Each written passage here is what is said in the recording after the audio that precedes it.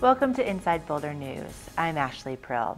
This week we're taking a look back at some of the most exciting and engaging stories we've told on Inside Boulder News in 2014. From the first recreational marijuana shop to Ironman Boulder and the opening of the North Boulder Public Library, 2014 has been a year full of firsts for the City of Boulder. Working together, the community continued recovery efforts from the 2013 flood, and affordable housing and design excellence sparked conversations that will undoubtedly continue in 2015. We hope this look back at 2014 will remind you of where we've been as a community as we look forward to the year ahead. The first recreational marijuana shop within city limits opened this week. Terrapin Care Station began in 2010 as a medical marijuana dispensary in South Boulder. In July, the business expanded, opening a second location on Folsom and Canyon. Now, Terrapin Care Station is serving both the recreational and medical markets. They were one of the first ones to apply to the city for a new license when we started accepting them on January 3rd, and they were doing 100% conversion. That means that they are converting their entire business from medical marijuana to recreational marijuana. Our experience with the city was very professional. We transferred both of our licenses for this store and a grow facility that's attached to it in about a 45-minute meeting at the licensing clerk's office. And it was contingent upon the state issuing the license, so the licenses became effective today, that day that the state issued our state recreational marijuana licenses. The City of Boulder will continue to implement recreational marijuana licenses in stages. Existing medical marijuana businesses who would also like to sell recreational marijuana and expand their business can apply for a license through March 1st. Applications for a new recreational marijuana business will be accepted starting June 1st. You can access documents and find more information about the recreational marijuana licensing process at bouldercolorado.gov/tax-license by clicking on the Recreational Marijuana Businesses tab. This week, sediment and debris removal began in Boulder to restore pre-flood conditions in area creeks.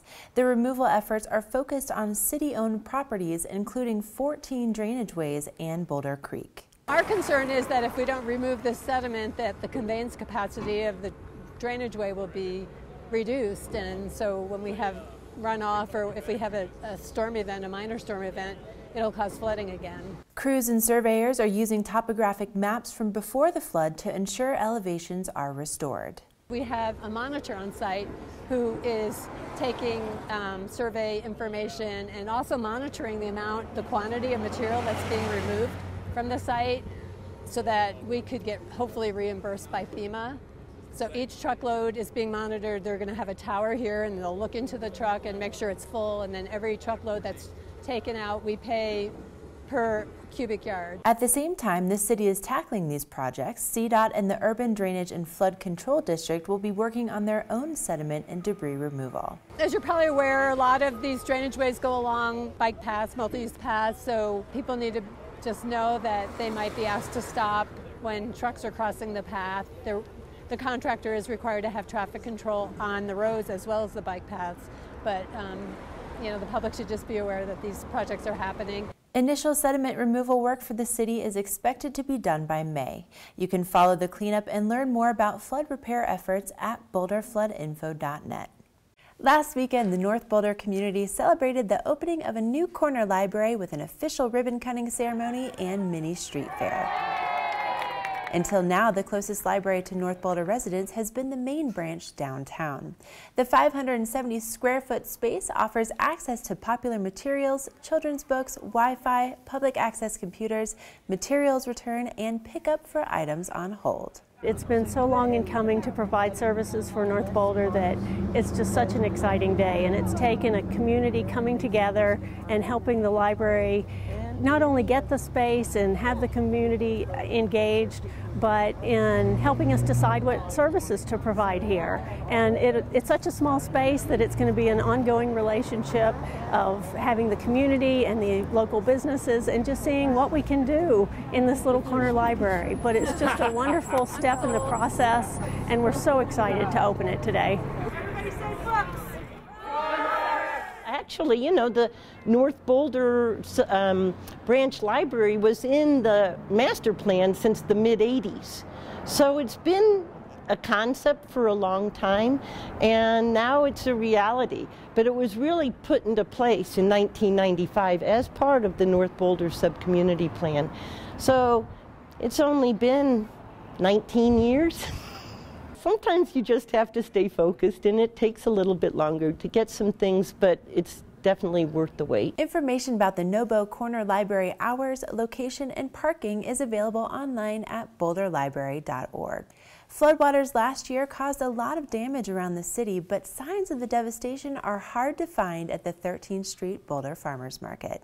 Local farmer and chef Eric Skokan is focused on his resilient and flavorful early season harvest. This is everything that made it through the winter. So this was all things that you saw in August that survived the flood, and then survived the cold and survived the snow. And then this is all the survivors, except for this spinach. We lost all of the spinach during the flood. About 5 days after the floods, and we lost all of our spinach. I had a FedEx order of seeds that arrived, and we got on the tractor. We tilled the soil again really quickly, and we got the seeds as soon as we possibly could. It grew really slowly under the snow all winter long, and this is our first harvest of the year, and we lucked out in that sense. According to Skokan, in a regular year, market farms put out 80% of their expenses before they really start harvesting anything. It's not until the very end of the farmers market in the fall that farms may make a profit or break even. This year, in addition to all of the normal costs like seeds, equipment, and supplies, the farmers have the extra burden of repairing damage done by the flood. So the best way you can support local farms is by dusting off your cookbook and finding your favorite recipe. The traditional dish is this, sautéed with garlic and then tossed with beans. Shopping at the farmers market now is critical to keeping the farms operating all the way through the year. Customers who come in at between 8 and 9 in the morning, they have a great selection, and we sell through almost everything every day. Skokan started farming to supply his own restaurant with a greater variety of locally grown food. His 130-acre organic farm is leased from OSMP and is able to meet the demands for his restaurant as well as farmers market patrons and CSAs. For more information, log on to blackcatboulder.com. To keep up with the latest information about the Boulder Farmers Market, log on to bcfm.org. How much electricity does it take to power your home? Residents who volunteer to participate in the Community Power Partnership are about to find out. This week, real-time circuit-level energy monitors were installed, which will track electricity and water usage in homes over a 2-year period.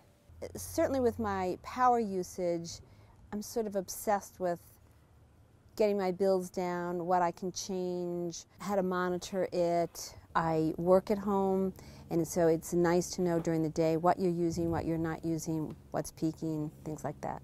I think knowing if I unplug something, how much, what is really using the juice in the house, I think more than anything.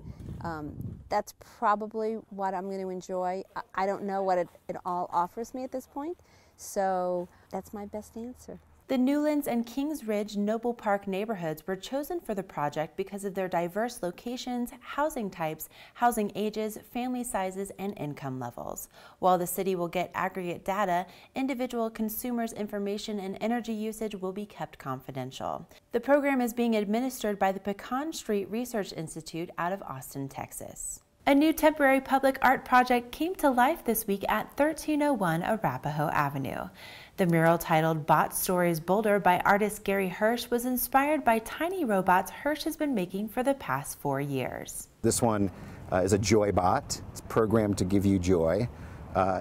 This one is bot number 25,928. So I've made a lot of them. I'm sort of obsessed with making them. And the way they work is it's just a domino. Really, it's just a painted on domino, but it's designed to sit and watch you for a while, and then it'll give you outrageous compliments when you do great things. Like, that was a really smart thing you said, and you're wearing really nice pants, or whatever. It'll just say nice things to you. After sharing his tiny bots around the world, he wanted to take his art to a new level. His mural across from Boulder High School is 16 feet tall. It's an interactive mural.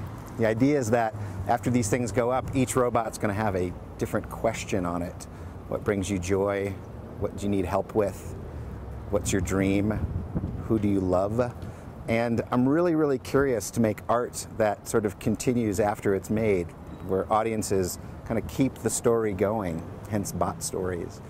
So the invitation is for people to take their pictures in front of these murals and to answer the questions using sort of hashtags. Bot stories and bot joy are the hashtags.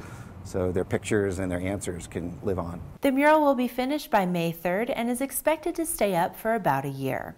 To find out more about Hirsch's work, log on to botjoy.com. The main library renovation project reached the halfway point this week with the reopening of the second floor reference area. Phase 1 of the project renovated the second floor adult nonfiction collection, study areas, restrooms, and also added a new teen space. The second floor reference area marks the completion of Phase 2. They installed a raised floor throughout this space in order for us to have flexibility to move furniture around and outlets around in case we need to configure the furniture, the computers in any way. New carpeting was placed. We have all new furniture in this space. Our nonfiction collection was rearranged to flow more naturally from high to low numbers. And we opened up the space so you have a greater view of the outdoors, a better connection with the outdoors. Library patron Tim Norman uses the main library several times a week. I think it's amazing. It's completely transformed. It's incredibly spacious and beautiful. It was before very cluttered, and now it's just fantastic. I love it. We're really excited about the fact that we have all our computers in one space now, so it's much easier for people to find them and to understand what to do. So the print, release, and copier and the reservation station are all together, and they're located near a service point so people can get help if they need it. On August 7th at 4 p.m., you're invited to attend the grand opening of the new tech lab adjacent to the teen area. Phase 3 construction begins this month and will focus on the children's library and fiction collection. The entire main library renovation project is expected to be complete by the end of the year. On Tuesday, voters approved 3 of the city's ballot measures to fund community, culture, and safety in the City of Boulder, to allow City Council to meet in executive session for topics related to Boulder's electric utility, and affirming the city's right to provide telecommunications services. Ballot Issue 2A is a 0.3% temporary sales tax increase that will fund capital improvements for the downtown civic area, University Hill, the Boulder History Museum, the Dairy Center for the Arts, and Chautauqua. The measure passed 63.37% to 36.63%. It gets exciting. For some years now, we've had a capital campaign project on the books because this Dairy Center needs a lot of renovations. And now it's going to become a reality. So we can improve our performance spaces, soundproof our theaters, upgrade our galleries, upgrade our technology, improve our meeting spaces. It's pretty exciting for Boulder because as Boulder's truly only multidisciplinary art center, we can finally be competitive with other art centers in other communities and give Boulder a facility it can truly be proud of. Ballot Issue 2B is a measure that will allow City Council to meet in executive session for the limited purpose of discussing legal issues regarding Boulder's municipal electric utility. The measure passed 54.35% to 45.65%. Well, unlike the other ballot initiatives that were in this election, there was no organized campaign for 2B, and I think that says a number of things. I think it shows how thoughtful the Boulder voters are. The fact that they looked at this, understood it without any real outside education on the issue. And secondly, I think it shows how much the Boulder voters care about municipalization, and regardless of what decision we make, that we make the most informed decision possible and that we do it with the advice of council, because this is a very important decision for the city and we need to get it right. Finally, Ballot Issue 2C affirms the city's right to provide broadband services to residents and businesses in the city. That measure passed 83.87% to 16.13%. Well, we're really appreciative of the overwhelming support this community showed to Initiative 2C. We had really sought to exempt ourselves from state laws that restrict our ability to have a broad vision of what we want to do in Boulder. And this really opens the door to the full array of different options the city might have in investing in a broadband community and using our great resources the public owns in terms of a telecommunications infrastructure that we have.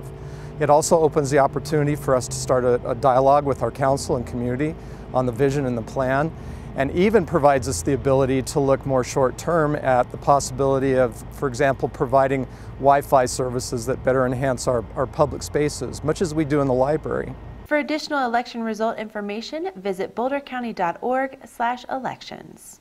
Mountain bikers, hikers, and equestrians came out to celebrate the grand opening of the Community Ditch Trail Underpass beneath Highway 93 last week.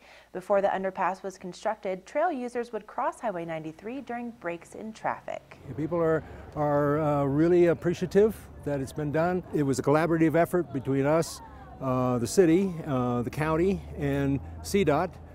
So the state, and they're just happy that it finally got done. They're out here to enjoy the views. It's a fantastic view through the underpass itself. Fortunately, we've got some nice weather today. Basically, what this underpass does, it connects about 21 miles of trail on the east side with 21 miles of trail on the west side of 93. So all of a sudden, instead of having a really busy highway in between those 21 miles of trail, they're all together now, and you can hike, ride your bike, ride a horse on all of it. Learn more about the Community Ditch Trail Underpass by visiting osmp.org.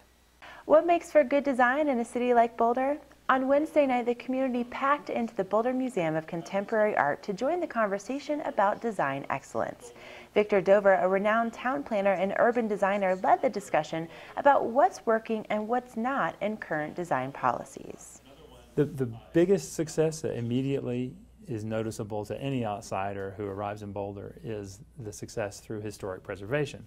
You've proven really adept at adapting historic buildings to new uses, and that's partly because they were so well designed in the first place. As Boulder matures, there comes a need for larger footprint buildings or a way of accommodating modest growth without overwhelming the town.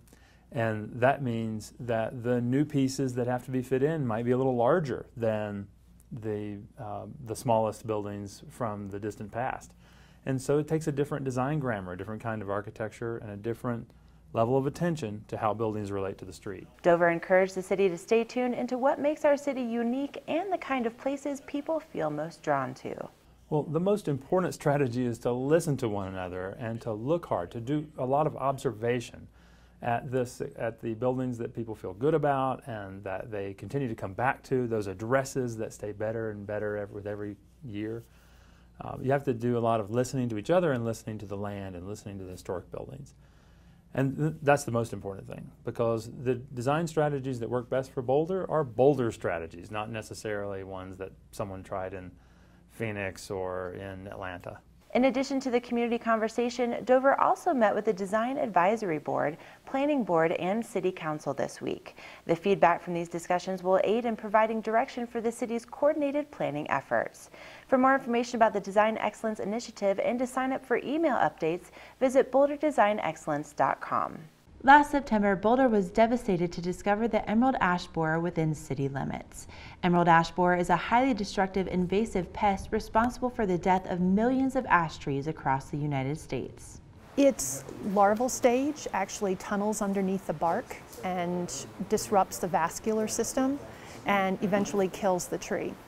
So unfortunately, we know that the ash trees that we have here, the green ash and the white ash, will eventually all be killed by the emerald ash borer if they're not treated with pesticides. But this week, the city was excited to add a new line of defense against emerald ash borer that doesn't require pesticides. Over 1,000 tiny wasps that target and kill emerald ash borer were released into the city. They're very small, very tiny, stingless wasps. They're about the size of the little house gnat that you get in your house plants. They're very, very small, definitely smaller than a mosquito. And they don't sting, so they're not any harm to humans or animals or anything like that. Oh, we were thrilled at the opportunity, yes, to release these, because in other locations they've been released much later in the emerald ash borer sort of cycle through the city. And here we have the opportunity to release them very early when EAB populations are still relatively low. So it gives the wasps a longer period of time to really get established, and we're hoping will have a bigger impact on, down the road, that possibly, this may even mean a reduction in pesticide usage longer term for the city.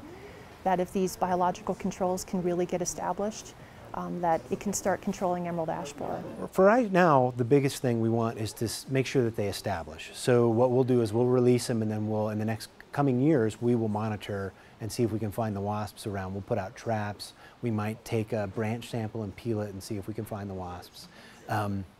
And so for us right now, measurement of success is really, does it overwinter, does it survive here?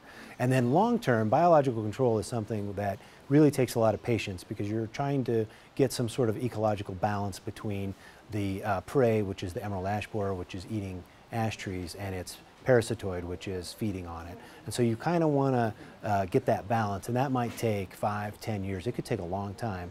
And so hopefully in the long run, you get some sort of control out of the wasps, but it's a long time before that would happen. You have to have patience. For more information about how to fight emerald ash borer in your backyard, visit eabboulder.org or call the City of Boulder Forestry Division at 303-441-4406. For additional information about managing emerald ash borer, go to eabcolorado.com. Seniors in our community have a new option for affordable housing. The Highmar Senior Community held its grand opening this week thanks to a partnership between the City of Boulder and Boulder Housing Partners. Highmar is located in South Boulder and has 59 rental units. Permanently affordable housing for seniors has been very difficult to get developed in this community, and in fact, this is one of the first, the second one since 1982 of permanently affordable housing. In our market area, there's about 600 affordable units for seniors. Only about 12 of those are 2-bedroom units, and this creates an incredible opportunity for people. As we all know, the silver tsunami is coming. There's lots of demand for senior housing. This is an opportunity for Boulder to house many of its own seniors, as well as help families stay together in this community and across the generations. Affordable housing is really critical to the City of Boulder. We have, it's a very expensive place to live, obviously, and we're losing the diversity that we once had in this town. And so using affordable housing, we can, at all income levels, we can help folks out and sort of preserve what Boulder used to be, and preserve a community that's not just homogenous, but that is made up of all types and is inclusive. For more information about the Highmar Senior Community, log on to boulderhousing.org, where you can find qualifications and the rental application. You can also stop by the property or call Boulder Housing Partners at 720-564-4610. The largest Ironman triathlon in the world took place in Boulder on Sunday, August 3rd. From the reservoir to the creek path in downtown, Boulder was packed with athletes and fans. For downtown, it was great because they don't just come in the day of the race. They come in 3, 4, 5 days before the race, and they're here all week. They bring their families, their spouses, their kids, and they're here. And they're spending money in our restaurants and our retail stores. I heard very, very positive reviews from most of our downtown businesses.